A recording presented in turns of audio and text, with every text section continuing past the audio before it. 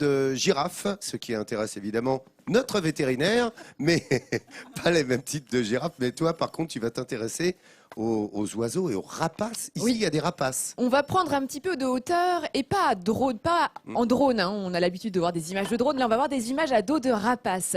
Car il y a une figure locale qui a une notoriété au-delà de nos frontières par son travail de conservation des rapaces. Tiens, regardez, Voilà. là, on voit justement un pigargue à tête blanche qui est tenu par Léa. Eh bien, cette personne, c'est Jacques-Olivier Travers que nous avons rencontré dans son parc à Sciez, un parc animalier qu'il a créé il y a plus de 20 ans pour assouvir sa passion pour les rapaces. Et alors, il possède une collection d'oiseaux qu'il ne fait pas qu'admirer, car il leur apprend également à voler.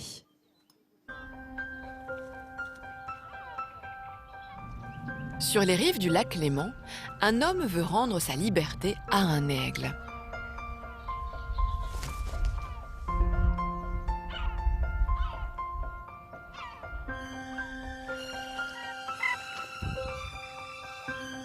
Jacques-Olivier Travers est fauconnier. Il a consacré sa vie aux rapaces. J'ai peur, mon papa. Son rêve le plus fou, réintroduire dans le ciel français le pigargue à queue blanche. Cet aigle pêcheur a disparu de l'Hexagone il y a 200 ans. En fait, l'objectif de ma méthode, moi, c'est un jour de permettre à des oiseaux qui sont nés en captivité de retourner dans la nature. Pour ça, il faut que je leur apprenne à voler, parce qu'un oiseau qui est né en captivité va savoir se déplacer d'un point A à un point B, mais il ne sait pas utiliser le vent, les thermiques, enfin tout ce qu'on appelle la masse d'air. Et de venir là, ici, au bord du lac, qui est un environnement naturel pour des aigles pêcheurs comme cela, où aujourd'hui on a du vent, où l'eau est agitée, ben, ça nous permet de travailler ce qu'il va un jour, lui, devoir rencontrer s'il veut retourner dans la nature. Pour aider son aigle à voler, Jacques-Olivier réalise des exploits incroyables. En parapente, il accompagne le rapace dans les airs. Et pour mieux comprendre ses déplacements, il va même jusqu'à équiper l'oiseau d'une caméra. Un voyage fantastique qui offre des perspectives jusqu'alors inconnues. Moi, je dis souvent que quand ils arrivent chez moi, ce sont des demi-aigles et que je vais essayer d'en faire de vrais aigles et de voir tous les jours leur évolution et tout ça. C'est ça qui me pousse, qui me motive à aller tous les jours, qu'il fasse beau, pas beau, froid ou pas froid, aller les faire voler, les faire travailler pour faire d'eux des vrais aigles. Pour la survie des rapaces, Jacques-Olivier a construit un immense parc. À 10 km de Thonon, il abrite la plus grande volière d'Europe. Ils peuvent vraiment vivre quasiment tranquillement à l'état quasi sauvage. Et c'est la première fois qu'on mettait un couple dans cette volière. On l'a construite en fin d'année dernière. Et dès la première année, ils ont reproduit, puisque la femelle là, est actuellement couchée sur 2 œufs qui sont juste à l'éclosion. Donc on ne va pas rester très longtemps. Mais ça confirme bien ce qu'on pense, c'est-à-dire qu'une grande partie du résultat de reproduction vient de l'environnement dans lequel évolue l'oiseau. Et on s'aperçoit que quand ils ont des environnements de cet espace-là, en tous les cas pour les aigles, voilà, ça marche beaucoup mieux, quoi. Pour augmenter les chances de reproduction, Jacques-Olivier a créé une salle d'élevage. Dans ses incubateurs, il garde au chaud des œufs de pigargue. Donc là, on a un œuf de pigargue qui est assez récent. Donc on voit ce qu'on appelle la poche à air qui va servir à respirer ensuite à l'oiseau quand il va casser sa coquille. Et on commence à voir le développement. Donc on voit bien ici, à l'intérieur, là on ne voit plus le jaune. On voit que par contre des vaisseaux sanguins, on voit que celui-ci est fécondé. Pour sauver les pigargues, Jacques-Olivier s'est entouré d'une équipe de spécialistes. Eva est une jeune fauconnière passionnée par son métier. 30-50. Donc 3,50 kg. Pour optimiser le vol des pigargues, les aigles sont pesés tous les matins. Mais la mission d'Eva ne s'arrête pas là.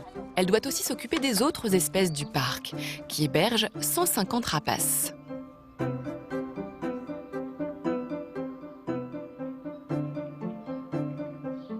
La plupart sont menacés de disparition, comme le condor des Andes, le plus grand rapace du monde.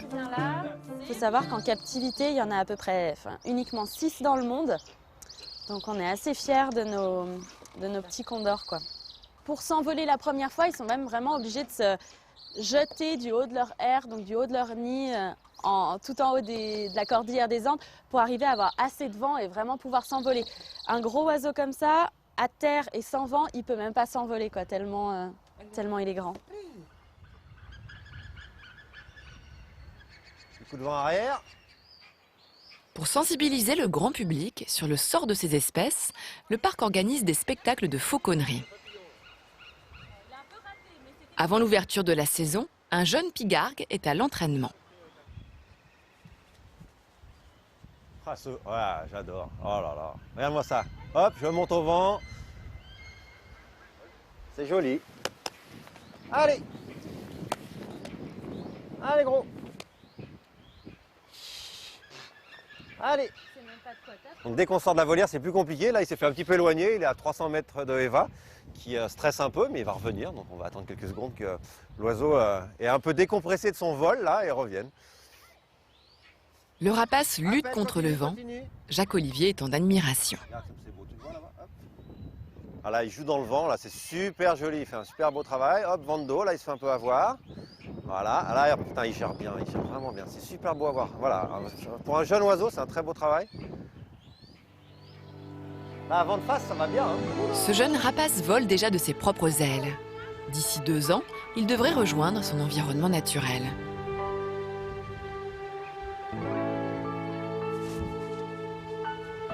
Grâce à Jacques Olivier, ces aigles du Léman ont l'espoir un jour de retrouver leur liberté. Jacques Olivier et bien entendu toute son équipe, dont Eva qui avait le pigargue à tête blanche tout à l'heure, mais qui n'est pas venue toute seule non plus sur le plateau et qui nous a réservé une autre surprise. Regardez qui arrive. El Condor Pasa.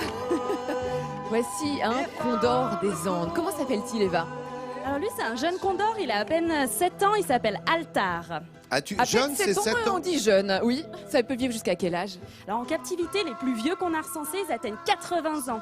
Donc lui, il vient d'atteindre la maturité sexuelle, c'est vraiment un jeune homme. Dis donc, Hélène, c'est une belle dinde, ça. Hein. Ouais. Oui, alors s'il Hélène. vous plaît. Hein. Hélène, fais gaffe, il est capable de te le... Méfiez-vous, mademoiselle. Hein. Alors là, on voit que c'est un animal qui est dressé quand même, Eva. Hein. C'est pas un animal sauvage. Est-ce que ça se dresse de la même façon qu'un aigle? Alors déjà, il faut savoir qu'en fauconnerie, on n'utilise pas le terme dresser, on dit affêter. Exactement, affêter un oiseau. Donc sur le principe, c'est tout à fait la même chose. Comme il est en train de très bien le faire avec Damien, il le suit, c'est tout à la récompense positive.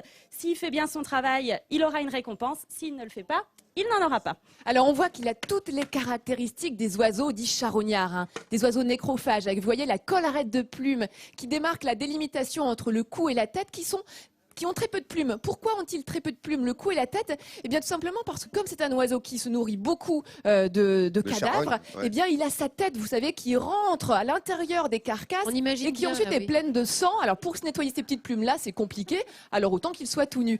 Alors en revanche, on La voit... nature est bien faite. La hein. nature est bien faite. Eh oui. On peut voir également ses pattes. Hein. Regardez ces pattes qui ressemblent plus à des pattes de poule qu'à vraiment à des pattes de rapace avec des grosses serres.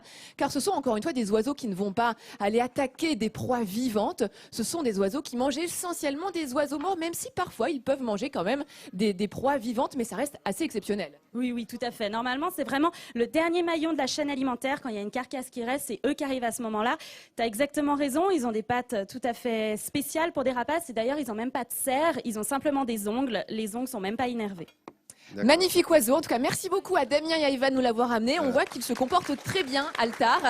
Et n'oublions pas que c'est une espèce qui est menacée, le condor des Andes. Donc il faut également un grand travail de protection de cette espèce-là au parc des Aigles du Léman.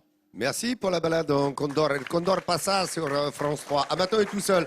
Dis donc, Nicoletta, tu te promènerais avec un condor dans les rues de Thonon-les-Bains, tu sais, Non, quelle horreur, j'aurais peur. Mais T'imagines. c'est beau, je trouve ça très très beau.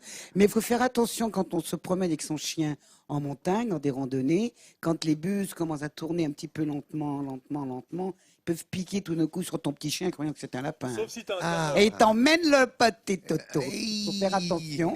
Vaut Donc, mieux qu'il prendre- peut- C'est pour ça qu'il vaut mieux se balader avec un Saint-Bernard qu'avec un Yorkshire ici. Non, moi j'ai un shih tzu du Il y a moins de Tibet, c'est pas risques, très ouais. gros. Alors je le prends dans mes bras quand je me promène en montagne.